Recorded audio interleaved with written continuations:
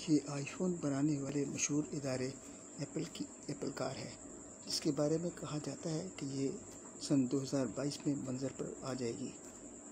Apple car खुफिया project Titan के तहत बनाई जा रही है। ये मुकम्मल तौर पे खुद कार ऑटोमेटिक होगी।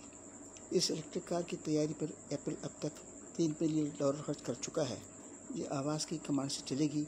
मिसाल के तौर पर इसको इस्तेमाल करने वाला सिर्फ बोलकर अपनी सीट दुरुस्त कर सकता है और कार पार्क कर सकता है।